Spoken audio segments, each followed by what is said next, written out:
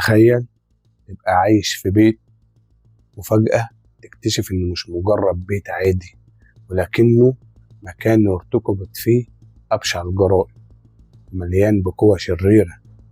النهارده أحكي لكم القصة الحقيقية لواحد من أشهر بيوت الرعب في العالم، بيت أميتيفيل. لو قلبك ضعيف مكملش الفيديو. القصة بدأت سنة 1974 لما رونالد ديفو وهو الابن شاب عنده 23 سنة صحي في نص الليل، أخد البندقية ومشي من أوضة لأوضة، قتل أبوه وأمه وأخواته الخمسة. الجريمة دي هزت أمريكا كلها لأن ما كانش فيه دافع واضح.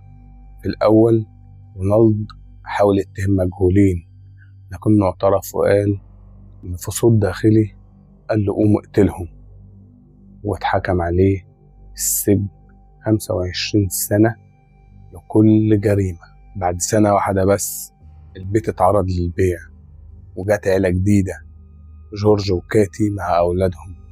العيلة دي كانت شايفة إن كانت بداية جديدة، لكن اللي استناهم جوه البيت كانت بداية كابوس. من أول أسابيع بدأت تظهر حاجات مش طبيعية، أبواب بتتقفل وتتفتح، أصوات غريبة في نص الليل، ورياح باردة بتلف في أوضة معينة حتى لما تكون التدفئة شغالة.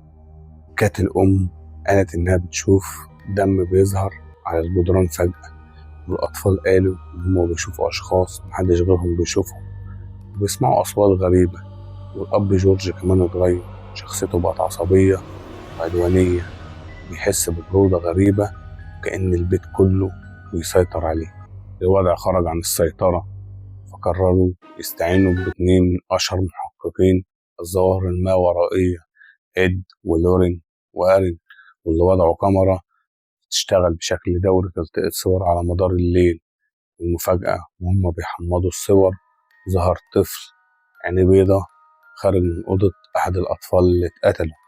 الغريبة بقى والرعب إن ساعة التحقيق مكانش حد موجود في البيت، إن أصلا مكانوش مثبتين فلاش كاميرا على الكاميرا. 28 يوم بس وعيلة لوفيتس هربت من البيت وسابت كل حاجة وراهم، ما قدروش يستحملوا أكتر من كده.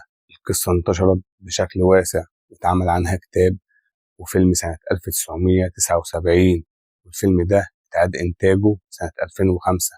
ولسه الناس بتسأل هل اللي حصل مع عيلة لوفيتس ده حقيقي ولا كانت مجرد قصة متفبركة عشان خاطر الشهرة والمال. اللي نعرفه إن جريمة القتل حقيقية، لكن الرعب اللي شافته عيلة لوفيتس لحد النهاردة سر غامض. لنا رأيك في الكومنتات، هل فعلا البيت مسكون ولا هو مجرد أسطورة رعب؟ لو عجبك الفيديو اشترك في القناة وفعل زر الجرس ودوس لايك للفيديو. كان معاكم باسم عيسى.